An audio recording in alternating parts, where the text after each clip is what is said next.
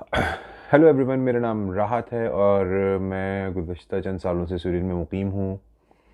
पिछले कुछ अरसे से वीडियोस बनाने का सिलसिला रुका हुआ था। कुछ मसरूफ़ियात थी ऑब्वियसली, जिसकी वजह से मैं वीडियोस नहीं बना पा रहा था। लेकिन कल रात एक ऐसी ख़बर ट्विटर पर नज़रों से गुज़री कि मैं सही तरह कल रात सो भी नहीं सका उसके बाद। तो मैंने ये फ़ैसला किया कि मैं अपना एक वीडियो बनाऊँ और अपना पॉइंट ऑफ व्यू दूँ। तो पहले आप तमाम लोग वो वीडियो देखिए और फिर हम बात करते हैं।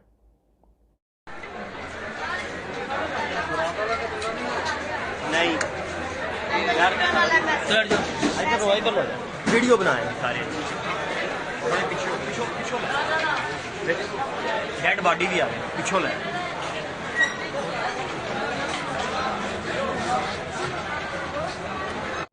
जैसा कि आपने वीडियो में देखा है कि एक शख्स जो है उसकी लाश वहाँ पड़ी हुई है, उसके चेहरे पर मक्खियाँ भिनभिना रही हैं और उसके पीछे एक शादी की तकरीब में लोग बहुत नॉर्मल तरीके से खाना खा रहे हैं और एक नॉर्मल तरीके से तकरीब जो है वो रवां दवां है।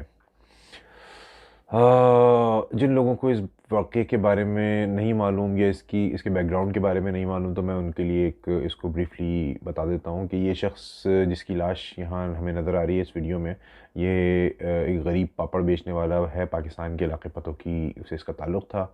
और जिस तरीके से शादी ब्याह की तक़रीबात होती हैं शादी हॉल्स में या डिफरेंट वेन्यूज़ में, वहाँ मेहमान आते हैं तो वहाँ पर अक्सर जो है गरीब तबके से लोग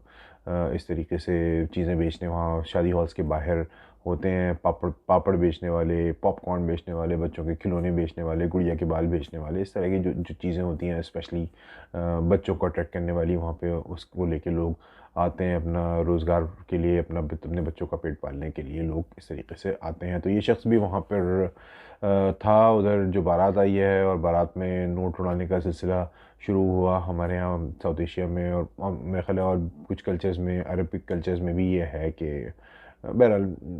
लेकिन हमारे कल्चर में ये एक अजीब सी बात है कि लोग नोट उड़ाते हैं और नोट निछावर करते हैं। तो वहाँ पे इसी तरीके से सिलसिला हो रहा था। तो इस शख्स ने उन नोटों को वहाँ समेटने की कोशिश की है और वहाँ जो नोट उड़ाने वालों ने इसको मारना शुरू किया लातें और घूंसे, और जिसकी वजह से ये शख्स जो है इसकी मौत वाक़ई हो गई। और बाद में फिर उसके ऊपर इल्ज़ाम भी लगाया गया कि शायद ये कोई लूट मार करने का सिलसिला कर रहा था या ये शायद किसी की जेब काट रहा था। बहरहाल लेकिन फिर आपको इस वीडियो में नज़र आ रहा है कि वहीं पर ही उस शख्स की लाश जो है वो उसके ऊपर चादर डाल दी गई है और लोग आराम से अपनी तकरीब में मसरूफ़ हैं और खाना खा रहे हैं और सोशलाइज़ कर रहे हैं, डिस्कशन कर रहे हैं, बातें कर रहे हैं, जो वीडियो में आपको नज़र आ रहा है। इस वीडियो में मैं कि इस इंसिडेंट के बारे में मैं क्या बात करूं या किस किन किन एस्पेक्ट से बात करूं, मुझे इस वक्त समझ नहीं आ रहा। पहले तो हम देखते हैं मुश्ताक अहमद यूसुफ़ी साहब की मैं एक किताब पढ़ रहा था पिछले दिनों, और मेरे ख्याल है उस वक्त वो लंदन में थे जब उन्होंने ये किताब लिखी। तो वो उस किताब में लिखते हैं कि पाकिस्तान में अक्सर जो है अफवाहों का सिलसिला जारी रहता है। पाकिस्तान से आने वाली अफवाहें हम परदेशियों को मिलती रहती हैं, और वो लिखते हैं कि पाकिस्तान से आने वाली अफवाहों की बदबख्ती ये होती है कि कम वक़्त सच निकलती हैं, और यही सिलसिला चलता रहता है। हम लोग जो यूरोप में, अमेरिका में या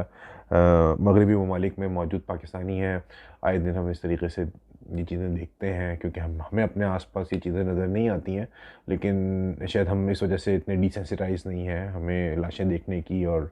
हमें इस तरीके से वायलेंस देखने की आदत हमारी शायद ख़त्म हो गई है। और जब हम देखते हैं पाकिस्तान से इस तरह की चीज़ें, तो हमें अफ़सोस होता है। लेकिन अभी हम एक वाक़ये से रिकवर नहीं कर पाते कि हमें दूसरा वाक़या और दूसरे से बाद तीसरा और चौथा, और ये सिलसिला मुस्तकिल चलता रहता है। मुझे नहीं समझ में आ रहा कि शायद उस शख्स का क्या जुर्म था, या तो क्या उसका जुर्म जेब काटना था या उसका जुर्म गरीब होना था, क्योंकि मेरा ख़्याल है पाकिस्तान में गरीब होना एक जुर्म है और उसकी सज़ा उस बेचारे को मिली। और गरीब इंसान की मौत वाक़ई होने के बाद उसकी अहमियत शायद गरीब की हमारे मुआशरे में इतनी ही है जितनी उस वीडियो में नज़र आ रही है कि एक मौत वाक़ई हो गई है। लेकिन क्योंकि किसी गरीब शख्स की मौत वाक़ई हुई है उनके अपने किसी रिश्तेदार की नहीं हुई है, किसी इलाके के चौधरी के बेटे की नहीं हुई है, या किसी मजबूत तबके के या किसी मतलब अपर क्लास या अपर मिडिल क्लास के किसी इंसान की मौत वाक़ई नहीं हुई है, तो लोगों को वहाँ पे फ़र्क नहीं पड़ता, क्योंकि गरीब मेरा ख़्याल है हमारे मुल्क में पैदा ही इसीलिए होते हैं। इंतहाई अफ़सोस की बात यह है कि हमारे मुल्क में अमीर और गरीब का के दरमियान एक फ़र्क इतना है कि अमीर तबके को गरीबों से बिल्कुल हमदर्दी नहीं है। बहुत सारे लोग मेरी इस बात से इख्तिलाफ़ करेंगे और हो सकता है मुझे बैश भी करें, लेकिन ये इंतहाई एक हकीकत बात है। अगर हम एज़ अ नेशन देखें, अगर हम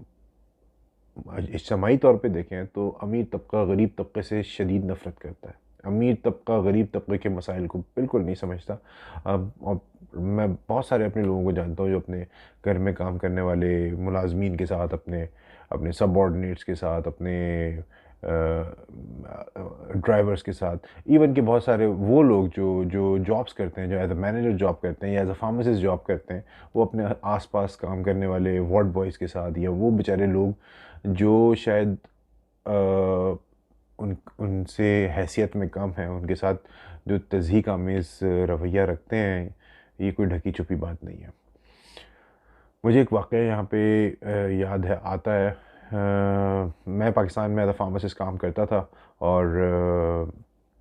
मैंने हमेशा पाकिस्तान में प्राइवेट हॉस्पिटल्स में और उन हॉस्पिटल्स में काम किया जहाँ या तो अमीर लोग आते हैं या कम से कम अपर मिडिल क्लास आती है। और मेरे जहन में जो कॉन्सेप्ट था वो एक डिफरेंट कॉन्सेप्ट था। गायनेकोलॉजिस्ट जो है जब भी वजाइनल एग्जामिनेशन या गायनेकोलॉजिकल एग्जामिनेशंस करती हैं पाकिस्तान में, तो प्राइवेट अस्पतालों में हमेशा यही होता है कि वो बंद दरवाज़ों में होता है, प्रॉपर तरीके से दरवाज़ा लॉक किया जाता है, कमरे को लॉक किया जाता है, मेक श्योर किया जाता है कि कोई भी गैर मुतल्लिका फ़र्द वहाँ दाखिल ना हो सके। लेकिन 2016 में मेरी वाइफ जो है, उन्होंने सिंध गवर्नमेंट में as an officer Sindh government में ज्वाइन किया, और उन्होंने एज अ फार्मासिस्ट कराची के एक सरकारी अस्पताल में काम करना शुरू किया 2016 से। कच्ची आबादी का वो एक अस्पताल था, और उन्होंने बहुत सारे वाक़यात वहाँ मुझे बताए गरीब तबके से रिलेटेड, जो कि मिलने नए थे, लेकिन एक वाक़या सुन के मैं बहुत हैरान हुआ। बकौल उनके, उन्होंने मुझे ये बताया कि जब गायनेकोलॉजिस्ट वहाँ पे अपने मरीज़ों को देखती है, उस दौरान वजाइनल एग्जामिनेशंस भी होने होते हैं, तो ओपन ओपीडी में ये सब कुछ होता है। गरीब औरतें वहाँ पे, उनको बेचारियों को अपनी शलवारें उतार के अपने जिस्म को वहाँ खोल के पेश करना होता है, और उस दौरान खुले दरवाजे होते हैं, और वहाँ पे समोसे वाला भी आता है, वहाँ पकोड़े वाला भी आता है, वहाँ चाय वाला भी आता है, वहाँ वार्ड बॉयज़ भी आते हैं, और हर स्टाफ वहाँ खुलेआम आ जा रहा होता है। मेरे लिए बड़ी हैरानकुन बात थी, क्योंकि मैं जिस हॉस्पिटल में काम करता था वहाँ पे शायद इस समाज का ताकतवर तबका आता था। शायद हमने इस समाज के गरीब तबके को इस तरीके से, ना तो हम उनके मसाइल को कभी समझने की कोशिश की थी। और मेरे लिए ये बड़ी डिस्टर्बिंग बात थी, क्योंकि गरीब तबके की ना तो जान महफूज है, ना इज़्ज़त महफूज है, और मेरा नहीं ख्याल कि गरीब तबके के पास कुछ भी वहाँ पाकिस्तान में महफूज है। और शायद इसकी वजह ये है कि शायद हमने ये मुल्क बनाया ही इसी तरीके से और इन्हीं चीज़ों के लिए था। शायद हमारे मुल्क को बनाने वाले जो लोग थे वो भी शायद ऐसा ही समझते थे, क्योंकि कायद-ए-आज़म की ऑन रिकॉर्ड उनकी उन्होंने जो खतूत लिखे हैं पाकिस्तान बनने के फ़ौरन बाद अमेरिका को, और किस तरीके से उन्होंने बताया कि पाकिस्तान को कम्युनिज़म से कितना शदीद ख़तरा है, पाकिस्तान को कैसे सोशलिज़म से ख़तरा है। और ये बात ऑन रिकॉर्ड है कि कायद-ए-आज़म जो है वो सोशलिज़म के भी बहुत सख्त ख़िलाफ़ थे, क्योंकि सोशलिज़म जो है वो समाजी बराबरी की बात करता था, और वो इस चीज़ से कायल थे कि कोई शख्स अगर अमीर है तो वो इसलिए अमीर है क्योंकि खुदा ने उसको पैसा दिया है, और कोई शख्स अगर गरीब है तो इसलिए गरीब है क्योंकि खुदा ने उसको पैसा नहीं दिया। और ज़ाहिर सी बात है कि अमीर तबके के जो लोग होते हैं वो अमूमन इसी तरह की सोच रखते हैं। ये कोई अनहोनी सी बात नहीं है, ज़्यादातर अमीर तबका ऐसी ही सोच रखता है, क्योंकि उन्होंने भी अपने ज़मीर को किसी न किसी तरीके से बेवकूफ़ बनाना होता है। और खैर, ये कायद-ए-आज़म वाली बात मैं किसी और वीडियो में इसको कवर करूँगा, किसी सेपरेट वीडियो में, क्योंकि एक डिफरेंट टॉपिक है। मगर हमारे मुल्क में जो अमीर तबका है वो कभी भी इस बात को एक्सेप्ट नहीं करता कि हमारे बड़ों ने या हमारे आबा व अजदाद ने शायद एक तबके का इस तरीके से इस्तेहसाल किया कि हमारे पास 4 पैसे आए और उन्होंने कहीं न कहीं लोगों को उनकी जायज़ जो उनकी आमदनी है वो उन्होंने उनको नहीं दी, और या फिर हम एक ऐसे सिस्टम में हैं जो सिस्टम ये मजबूर करता है कि एक तबका जो गरीब तबका है वो किसी तरीके से ज़्यादा पैसे ना कमा सके, ज़्यादा ज़्यादा नहीं, लेकिन मैं कहना ये चाहूँगा कि जायज़ उनको उनका मुनाफा ना मिले। जैसे मिसाल के तौर पे मैं पाकिस्तान में अक्सर मेरे जूते टूटते थे और मैं वो जूते जो है वो रिपेयर करवा लेता था, 50-60-100 रुपये इतना मेरा ख़्याल है मोची वहाँ पे लेता था। लेकिन अगर मेरा कभी कोई जूता यहाँ पे उसमें कोई रिपेयरिंग की नौबत आती है तो मैं उसको लेके किसी जूते रिपेयर करने वाले के पास नहीं जा सकता, क्योंकि वो जितने मुझसे चार्ज करेगा उससे बेहतर है कि मैं वो जूते फेंक के एक नए जूते ख़रीद लूँगा। मेरी यहाँ बाइसाइकिल मैं बाइसाइकिल चलाता हूँ, बाइसाइकिल यूज़ करता हूँ। यहाँ पे स्कैंडिनेविया में, स्वीडन में अक्सर लोग बाइसाइकिल्स चलाते हैं। मैं भी मोस्टली विंटर के अलावा बाइसाइकिल्स चलाता हूँ। तो अगर मेरी बाइसाइकिल पंक्चर होती है तो मैंने यहाँ स्वीडन में आके साइकिल के टायर चेंज करना, पंक्चर लगाना सीखा, क्योंकि यहाँ पे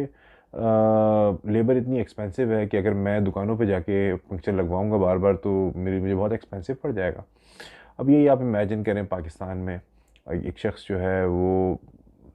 बैठा हुआ है रोड के साथ, गरीब तबके से उसका ताल्लुक़ है, और अगर किसी की मोटरसाइकिल पंक्चर होती है और वो जाता है उस शख्स के पास, तो वो शख्स उसका टायर, उसका व्हील खोलेगा, व्हील खोल के उसकी ट्यूब निकालेगा, ट्यूब निकाल के उसमें पैच लगाएगा, पंक्चर लगाएगा, दोबारा उसको टायर को फिट करेगा, व्हील को बाइक पे फिट करेगा, जिसमें अच्छा खासा टाइम लग जाता है।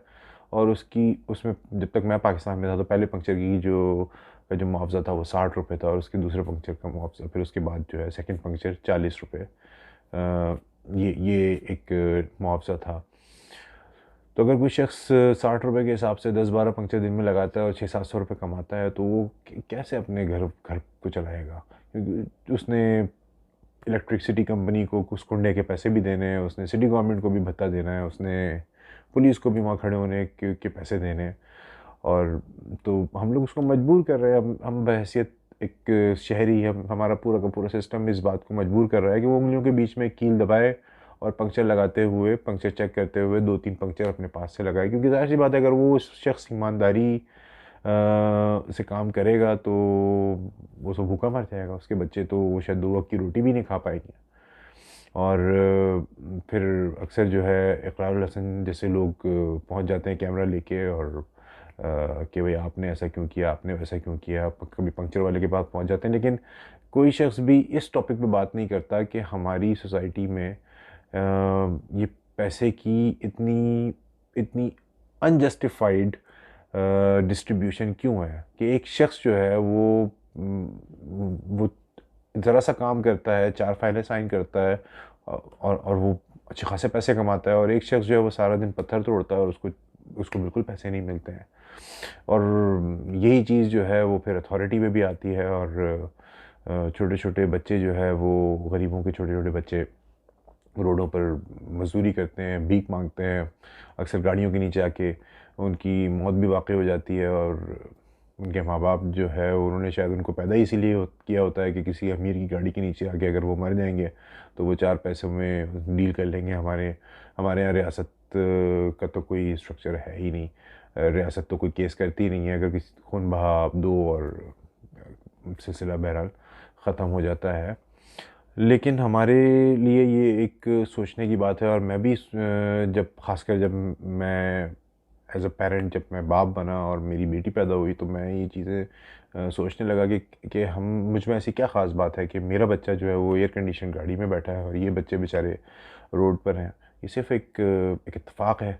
ये सिर्फ़ एक कुदरत का इत्तेफ़ाक है कि मैं जो है, मेरे पास एक वसाइल हैं और मैं जो है अपने बच्चों को प्रोटेक्ट कर सकता हूँ, और एक तबका ऐसा है कि जिसके पास बिल्कुल वसाइल